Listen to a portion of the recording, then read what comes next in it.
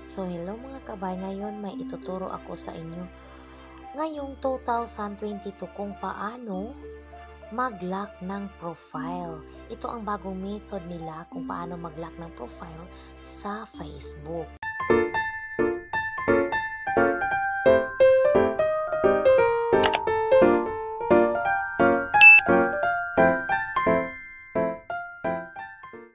So una, punta tayo sa ating Facebook application at pindutin ang profile, then pindutin ang tatlong dot sa gilid,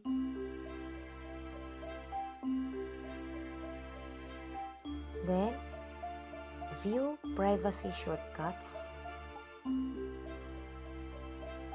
and then take a privacy checkup.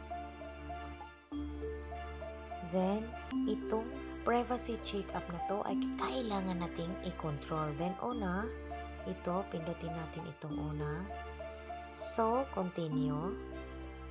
Dito, i-control natin ang phone number. Kailangan itong phone number ay i-only nyo kasi ito ang kukunin ng hackers. Napaka-importante itong i-only me. Dito, who can see your friends list. Kayo na ang bahala kung sino ang inyong i-control dito. Then, next tayo. And then, future post. Sino ang makakakita ng inyong future post. Then, next. And then, next. So, kailangan dito mga kabay, itong tatlo ay naka-check. And then, next tayo. Sa pangalawa tayo, how to keep your account secure. Okay. Review. Okay. Kung gusto nyo i-change ang inyong password, sa akin, skip lang.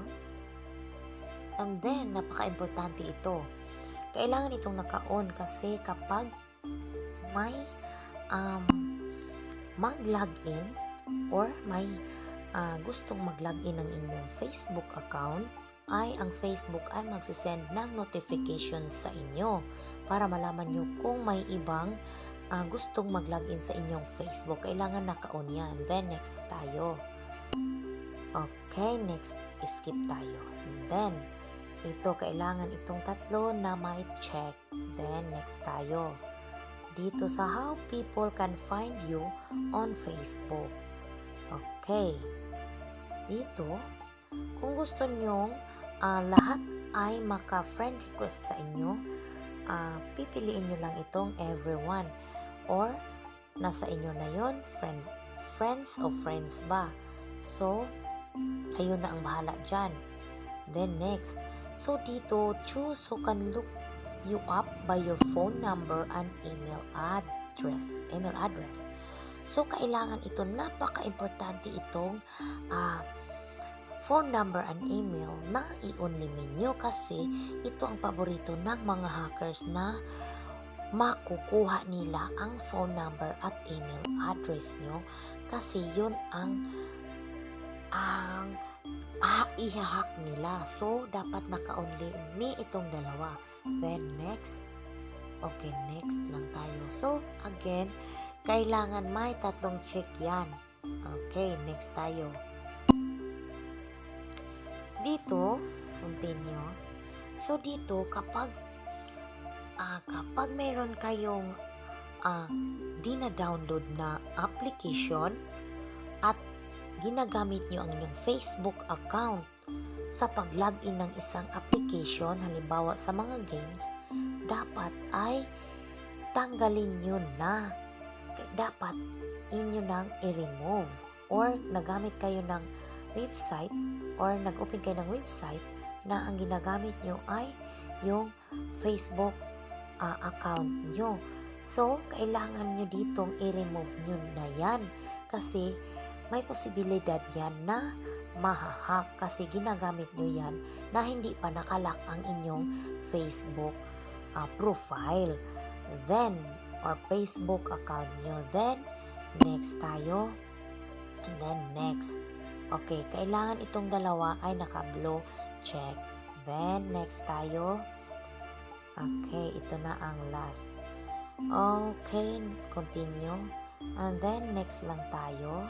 So dito napaka-importante itong apat na ito or nasa inyo na yon kung itong apat ay inyo bang i-on. So next lang tayo.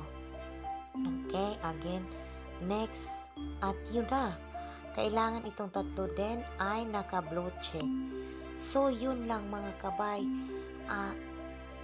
Itong method ng pag-lock ng ating profile sa Facebook ay nagbago na kasi yung method nila noong una 2021 ay wala na yun. Ito na ang kanilang bagong method kung paano mag-lock ng profile sa ating Facebook account.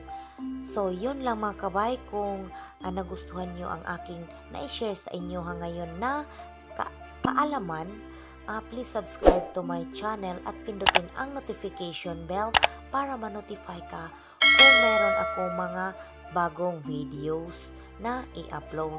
So, yun lang mga kabay. Thank you for watching and God bless.